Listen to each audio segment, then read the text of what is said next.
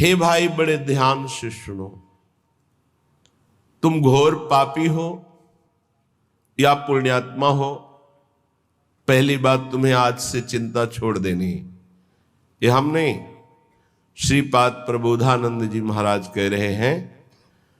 जो परम गूढ़ तत्व ब्रह्म तत्व का बोध प्राप्त किए हैं और उससे भी आगे गूढ़ तत्व प्रेम उसको प्राप्त किए हुए हैं, बड़े अद्भुत महापुरुष जो ज्ञान की चरम सीमा और प्रेम की चरम सीमा दोनों को छू रहे हैं। वो कह रहे हैं पुण्यात्मा या पापात्मा दो ही होते हैं। तुम कोई भी हो, चिंता छोड़ो।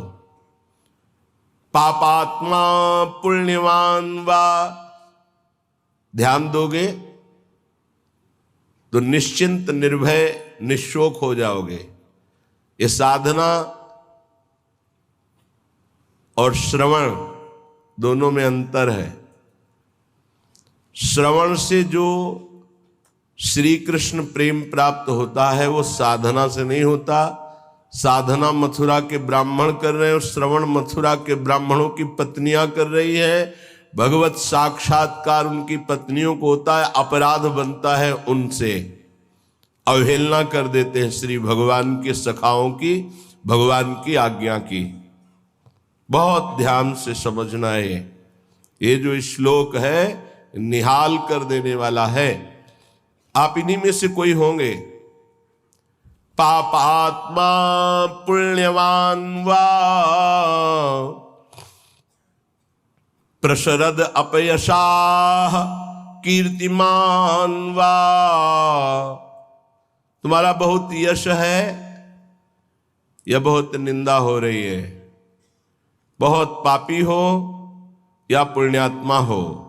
महादुष्प्राप ग्रासोत्स सम्राट समजड़मति सर्व विद्या निधिर्वा, तुम बहुत दरिद्र हो या बड़े वैभवशाली सम्राट हो।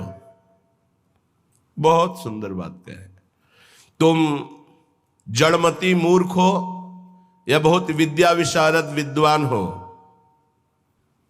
तुम कोई भी हो, चिंता छोड़ो। यह को पिस्या सखे, हे मित्र तुम कोई भी हो। नो गणे कथम पीक्षस्व वृंदावनम तच्छिंद छिंद स्वपासान गुरु निगम गिरास्वी मोहैक सिद्धान। आहा, तुम पापी हो पुण्यात्मा हो, तुम दरिद्र हो या बड़े सम्राट हो, कीर्तिमान हो या तुम्हारी निंदा हो रही है, तुम जड़मती हो या बहुत विद्वान शास्त्र विशारद हो। अब चिंता मत करो। तुम्हें यदि वृंदावन धाम आने को मिल गया है और तुम्हें शास्त्र के अनुसार चलने वाले रसिक सदगुरुदेव की शरणागति मिल गई है, तो छिंद छिंद स्वापाशान, अब तुम्हारे जितने बंधन हैं सब छिन्न भिन्न हो जाएंगे, नष्ट हो जाएंगे। यहां साधन शब्द का प्रयोग नहीं किया। क्यों? क्योंकि साधन असाधनों को मिटाने के लिए जन्म जन्म रगड़ करनी पड़ती है। भगवान आद्य गुरु शंकराचार्य जी ने कहा है कि 1000 जन्म साधना के बाद मुमुक्षता प्रकट होती है। शास्त्र जन्म जब साधना हो तब मैं मुक्त होना चाहता हूं ऐसी इच्छा प्रकट होती है। और भगवत प्रेमी महात्मा का एक क्षण का संग तात स्वर्ग अपवर्ग सुख धरी तुला एक अंग तूलनताय सकल मिल जो सुख लव सत्संग। अगर रसिक संत का संग मिल जाए तो मुमुक्षता नहीं, मोक्ष सुख भी एक पलड़े में रखा जाए, एक पलड़े में सत्संग का सुख, तो बोले मोक्ष हल्का हो जाता है। क्योंकि सत्संग से सीधे प्रेम की प्राप्ति होती है, आत्मरति प्रभुरति। रसिक महापुरुष का हृदय हर समय आनंद की उफान में रहता है। जब आनंद की कमी होती तो दूसरों से सुख लेने की वासना जागृत होती है। जब आनंद की उफान होती तो दूसरों को सुख देने की भावना जागृत होती, जिसे तत्सुख भाव कहते हैं। ये रसिकों में सिद्ध है। ये तत्सुख भाव, सुख देवे को चाव चित, सबसो हित निष्काम, या सुधर्म हरिवंश को नाम गिरा विश्राम। जो निरंतर नाम और वाणी में रत हैं, ऐसे रसिकों के हृदय में करुणा आनंद की उफान आती रहती है। तो कोई चाहे जितना पतित हो या पुण्यात्मा हो, दरिद्र हो या महाराजा हो, विद्वान हो या मूर्ख हो, सबको परम प्रेम प्रदान करने की सामर्थ्य रसिक सदगुरुदेव के चरणों में है। तो जो अपने मोह का छेदन कराना चाहता है, वो गुरुदेव के चरणों का आश्रय लेकर उनकी आज्ञा के अनुसार चले। गुरुदेव कैसे? बोले गुरु निगम गिरास, जो शास्त्र मर्यादा से सिद्ध हुए हैं। मनमानी आचरण करने वाला, शास्त्र विरुद्ध आचरण करने वाला साधक नहीं होता, फिर सिद्ध कैसे हो सकता है? सिद्धों में कुछ दिव्यताएं होती हैं जो समझ के परे होती हैं। वो हमारी मानुषिक बुद्धि नहीं है। वो दैवी संपदा का सिद्ध महापुरुष, उसकी कुछ ऐसी चेष्टाएं हो सकती हैं जो बालवत या पागलवत दिखाई दे सकती है, लेकिन बहुत ऊंचे में है, जहां कोई कर्म छू नहीं सकता, जहां कोई विषय स्पर्श नहीं कर सकता, जहां किसी भी तरह के बंधन का कोई भी हेतु नहीं रह गया है, वो ऐसी स्थिति होती है। बोले उनके आज्ञा अनुसार अपने जीवन को चलाना, ये इसलिए शर्त गुरुदेव में भी रखी गई है। तस्मात् शास्त्रम प्रमाणम थे। कोई भी ऐसा साधक नहीं जो सिद्धावस्था की तरफ गति कर रहा हो, शास्त्र विरुद्ध आचरण करके सिद्ध हो जाए, असंभव। तो फिर गुरुदेव कैसे ऐसे हो सकते हैं? ये इसलिए शर्त रखी गई कि प्रायः हम जहां किसी की बड़ाई सुनते हैं, थोड़ी बात सुनते हैं, हम गुरु बना लेते हैं। नहीं बनाना चाहिए। गुरु बनाने के लिए बहुत रुकना चाहिए। वर्ष 2 वर्ष कम से कम सत्संग सुनो। किसी और से नहीं, अपने हृदय से जांचो, किसी और से नहीं। क्योंकि और की मति किस कोटि की है, वो आपकी बुद्धि को भ्रष्ट भी कर सकती है, आपकी बुद्धि को फंसा भी सकती है। कैसे? उसने अपने गुरु को प्रभु माना है और वो कहेगा मेरे गुरु से बढ़कर कोई नहीं, और ऐसा है, उसका कल्याण हो जाएगा उस भाव से। लेकिन आप बौद्धिक स्तर के तर्क भी करने वाले हैं, तो आप अपनी बुद्धि से गुरु को पहचानिए। कोई कह रहा है कि ये पाखंड है, ये उसकी बुद्धि का है, आप अपनी बुद्धि से निर्णय कीजिए। किसी की श्रद्धा और किसी की अश्रद्धा से अपने हृदय में कोई फर्क नहीं पड़ना चाहिए। स्वयं निर्णय करना चाहिए भगवान को साक्षी करके कि हे प्रभु सच्चिदानंद, आप मेरे हृदय को जानते हैं और सामने बैठे हुए हृदय को जानते हैं, तो नाथ मेरे सदगुरुदेव के रूप में आप कहाँ हैं, कौन हैं, मुझे परिचय दीजिए, तो प्रभु आपका संबंध करा देंगे।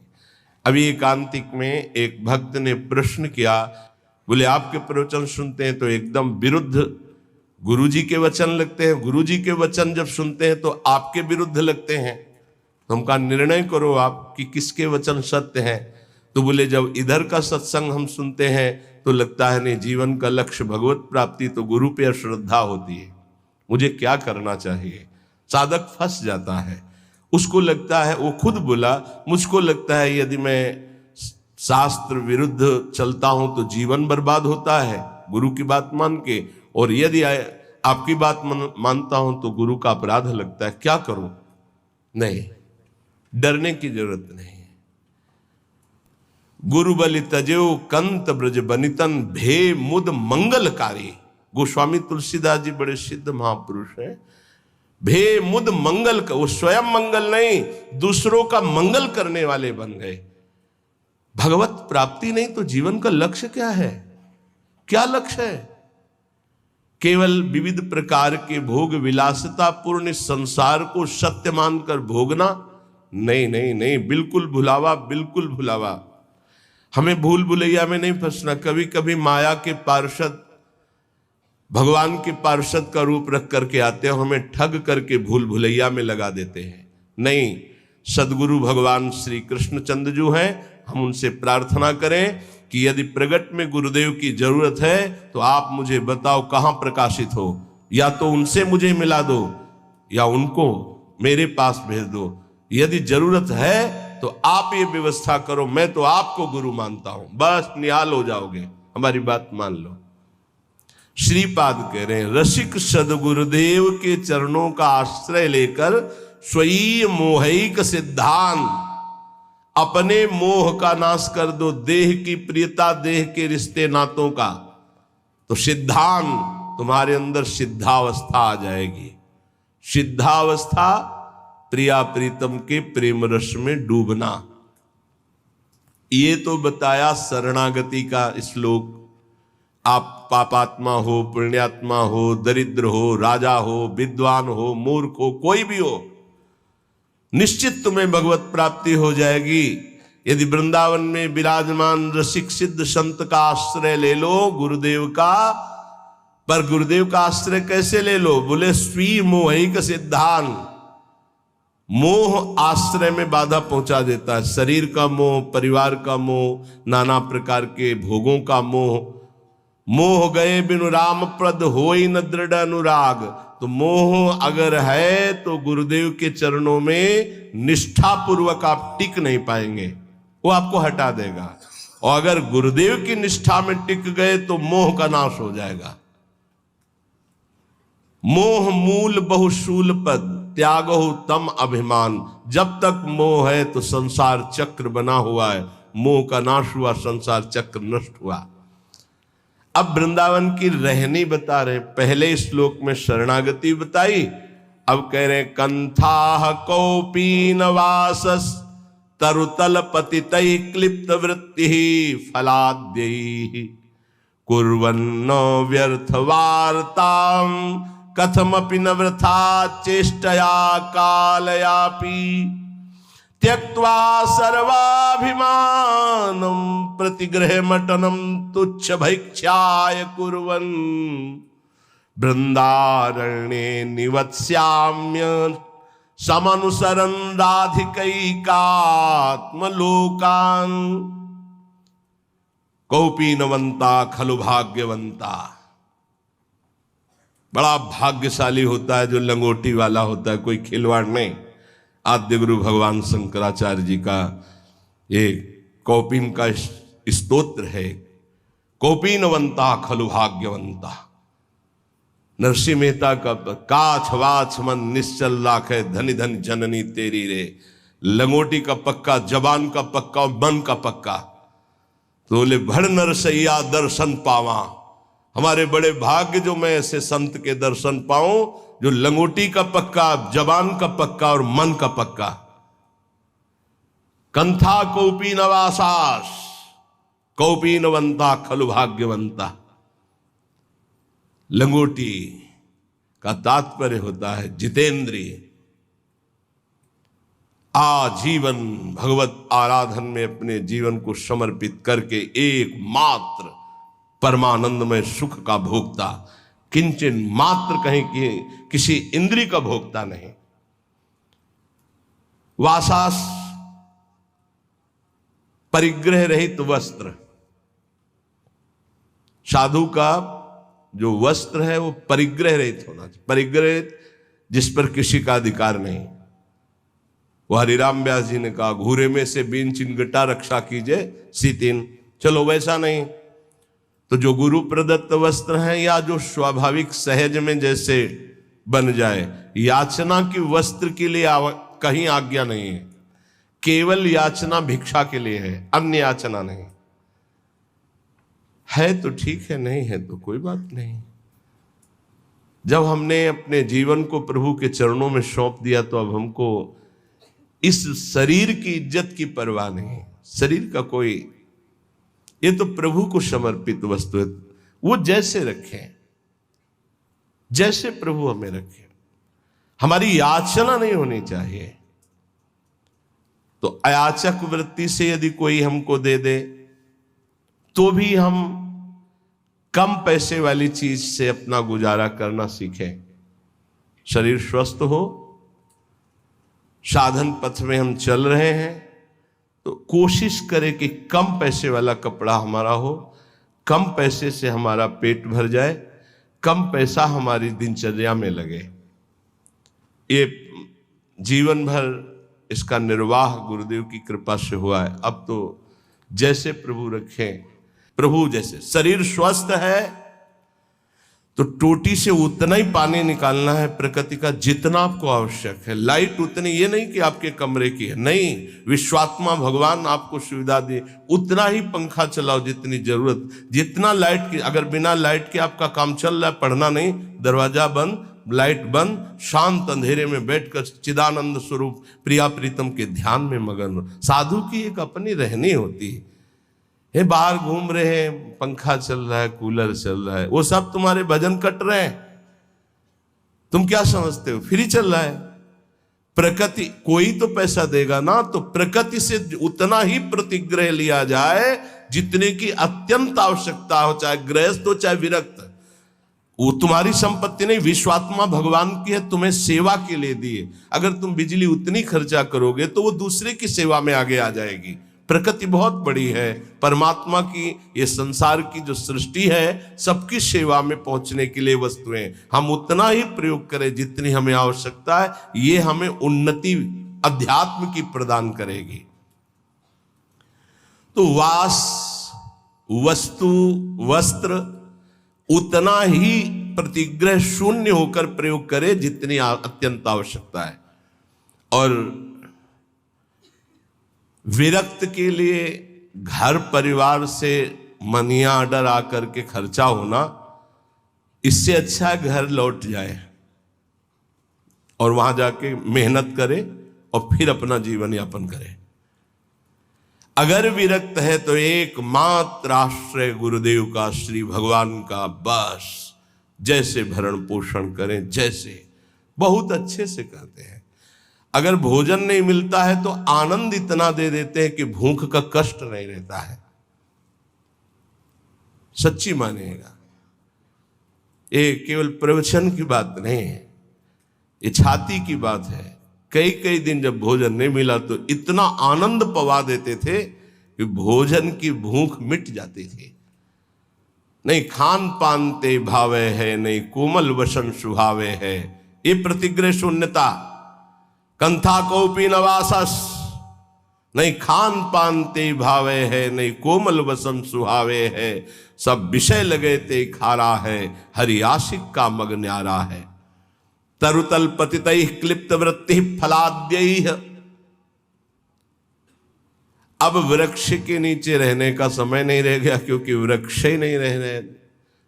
जिसको देखो वृंदावन वास के लिए आएगा तो सबसे पहले लता का हनन करने की सोचेगा। किसी लता को नष्ट करके आपका वृंदावन वास हो रहा हो मत करना, श्री जी नहीं मिलेंगे। लता श्री जी की नित्य सहचरी है हमारे ब्रज की, और उसको काट करके, उसको हटाकर फ्लेट बना के, और उसमें अब बड़ी चतुराई की जाती है, बड़ी चतुराई की जाती है। जेसीबी से उसके नीचे कुआं कर दिया जाता है, वो गिर जाता है, रातों रात काट कर बाहर हो जाता है। तो क्या विश्वात्मा भगवान नहीं देख रहा है? रातों रात नष्ट हो जाओगे तुम, रातों रात नष्ट हो जाओगे। समय आने दो, लिख लो। ये ब्रज की लताएं, आप कोई भी हो, कोई भी हो, चाहे आप भूमि बेचने वाले हो, चाहे आप ब्रजवासी हो, चाहे आप बाबा जी हो, चाहे आप गृहस्थ हो, कोटि ब्राह्मणों की हत्या का पाप लगता है एक लता के छेदन से। हरिराम व्यास जी ने कहा है ये ब्रज की लताएं हैं, ये अज्ञान के कारण जानते नहीं, ब्रज की लताओं का नाश कर देते हैं। नहीं नहीं, ये लताएं बड़े बड़े परमहंस भजनानंदी ब्रह्म ऋषि की हत्या करने का जितना बड़ा दंड मिलेगा, उससे कई गुना बढ़कर दंड मिलेगा। वृंदावन की लता सम कोटि कल्प तरुणाएं, रज की तुल वैकुंठ नहीं और लोक की माएं। एक बार वृंदावन की लता से रो के देखो क्या प्रदान करती है।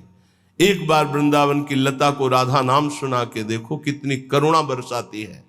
ऐसी लताएं जिनकी प्रिया प्रीतम के द्वारा दुलार वृत्ति होती है। राधा करावचित पल्लव वल्लरी के, स्वामिनी जी की कृपा दृष्टि से सींचे गए, स्वामिनी जी के कर कमल से दुलराए गए ये वृंदावन की लताएं हैं, वृक्ष हैं। धिक्कार है हमारी बुद्धि को, चंद रुपयों के लिए आज हम लताओं का छेदन कर रहे हैं। बड़ा सुंदर पीपल का वृक्ष था, रास्ते में आते थे, बड़ा सुंदर बट वृक्ष, हमें लगता है कम से कम 300 वर्ष पुराना नीम का पेड़। ऐसे गए, अब कुछ बस नहीं चलता, कुछ बस नहीं चलता। हरिराम व्यास जी आज के 500 वर्ष पहले लिखे थे कि वृंदावन मथुरा कट रहा है, मुझे बर्दाश्त नहीं हो रहा। कट रहा है मतलब लताएं, मानसरोवर में इतनी लताएं थी। आज के 25 वर्ष जो दर्शन किए, कुंज की कुंज, कहीं घुस के बैठो, रो प्रिया प्रीतम के लिए, ऐसा वातावरण।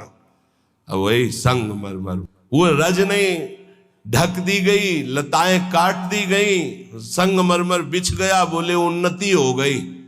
हमारे ब्रज की उन्नति संगमरमर से नहीं है, रज और लताओं से है। ये रोड से उन्नति नहीं है, रज और लताओं से उन्नति है। जब हम परिक्रमा में लौटते तो जो ब्रह्मानंद मिलता है वो पद्मासन लगा के बैठने से नहीं मिलता, ध्यान रखना। बड़े बड़े महापुरुषों को देखा, अब रज रानी के दर्शन मिलना दुर्लभ है। हर जगह व्यवस्था ऐसी, छू न जाए रज, जिससे कल्याण होना है, जिससे परम पद मिलना है। बोले त्यक्त्वा सर्वाभिमानम प्रतिग्रह मटनम तुच्छ भैक्ष्याय कुर्वन्। अगर प्रिया प्रीतम के प्रेम रस को प्राप्त होना है तो तुम्हारे प्रसाद में श्री जी का भोग प्रसाद तो हो ही, ब्रजवासियों का टुकड़ा जरूर हो। ये हम सिद्ध महापुरुषों की बात कहते हैं, गुरुदेव के श्रीमुख की बात कहते हैं, अपने हृदय की बात कहते हैं। गुरुदेव ने कहा नीलांबर पीतांबर उसी के नेत्रों में झलकता है जिसके प्रसाद में ब्रजवासियों का टूक होता है। बड़े बड़े महापुरुषों ने ब्रजवासियों के टूक की महिमा गाई है और ऐसे आदेश दिए हैं कि यदि वो बच्चे को शौचा कर बिना धोए उसी हाथ से रोटी दे रही तो दोष दर्शन मत करना, उस रोटी को ले लो और धो करके पालो, तुम्हें प्रिया प्रीतम की प्रेम प्राप्ति होगी। बहुत सिद्ध जन है ये जो ब्रजवासी जन है, सच्ची मानिए, ये इनको गृहस्थ मत जानिए, इनको साधारण मत जानिए, असाधारण है। इन्होंने बहुत भजन किया तब जाके ब्रज में सीधे माँ के गर्भ से इस रज में प्रकट हुए हैं। और उनके घरों के जो टूक है उनमें बड़ी सामर्थ्य है प्रेम प्रदान करने की, लेकिन वो आदेश दे के मंगाने वाले से नहीं, उनके दरवाजे पे जाकर के उनके टुकड़े मांग कर खाने के। त्यक्त्वा सर्वाभिमानम प्रतिगृह मटनम तुच्छ भैक्ष्याय कुर्वन्। हमें जो अपमान ब्रजवासियों के दरवाजे में मिलता है वो जानते हो क्या करता है? हमारे प्रारब्ध का नाश करके, हमारे अहंकार का नाश करके प्रिया प्रीतम की प्राप्ति कराता है, पक्का। डरो मत, जब ब्रजवासी गाली दे, अपमान दे तो छाती फुला लो कि आज हमारे बहुत बड़े प्रारब्ध का नाश होगा और प्रिया प्रीतम के मिलने का संयोग बन रहा है। बात हमारी मान लीजिए, पक्की बात आपसे कह रहे हैं। त्यक्त्वा सर्वाभिमानम प्रतिगृह मटनम तुच्छ भैक्ष्याय कुर्वन्। कुछ लोग ये शब्द सुनकर, जैसे हितधाम में भी वृंदावन महिमामृत की चर्चा, तो ब्रजवासी के पास जो है अपने कि देखो हमारे पास सब कुछ है, आदेश हुआ है कि भिक्षा ले, तो पहले ये दिखा के सम्मान प्रीता चाहना, ऐसा नहीं। त्यक्त्वा सर्वाभिमानम प्रतिग्रह मटनम तुच्छ भैक्ष्याय कुर्वन्। अपने को तुच्छ समझकर, सब अभिमान त्याग कर ब्रजवासियों के प्रत्येक दरवाजे पर जाकर राधे श्याम, प्रत्येक दरवाजे का मतलब आज इन 5 घरों में तो कल उन 5 घरों में नहीं, दूसरे 5 घरों में परिचय न बनने पावे। तुच्छ भैक्ष्याय कुर्वन्। कुर्वन् न व्यर्थ वार्ताम, कभी बेकार 1 मिनट भी न जाने पावे। कथमपि न वृथा चेष्टया कालयापि, कोई भी 1 मिनट व्यर्थ के कार्यों में न जाने पावे। भिक्षान्न पाना, लंगोटी वाला बनना, अर्थात जितेंद्रीय भाव रखना, वास और वस्त्र की याचना न करना, प्रभु जैसे जहां रखें वैसी व्यवस्था में रहना, उदर पोषण में भिक्षान्न जरूर होना चाहिए ब्रजवासियों का, और वो टूक अभिमान रहित होकर जो मांगा गया है, तो वृंदारण्ये निवत्स्याम मनुशरन राधिकैकात्मलोकान, वो वृंदावन में प्रिय प्रेमियों का अनुसरण करते हुए श्री किशोरी जी को अपने हृदय में देखता है। पहले साक्षात्कार यहां होता है किशोरी जी का। श्री राधिका स्फुरत में हृदय केल सिंधु, श्री राधिका स्फुरत में हृदय केल सिंधु। नारायण या गौर श्याम को हृदय निकुंज बसे, पहले इस निकुंज में दर्शन, फिर जब आंख तब दिखाई देता है बाहर, पहले अंदर। अंदर के नेत्र, हृदय के नेत्रों में पहले प्रियालाल का साक्षात्कार होता है, तो वही हृदय के नेत्र बाह्य नेत्रों में प्रकाशित होते हैं, तो जिधर देखता है जुगल जोरी का साक्षात्कार होता है। श्रीपाद प्रबोधानंद जी कह रहे हैं, जो इस तरह से श्री वृंदावन धाम का आश्रय, शरणागति और रहनी से वास स्वीकार करता है, उसे बहुत शीघ्र प्रिया प्रीतम के प्रेम रस की प्राप्ति होती है।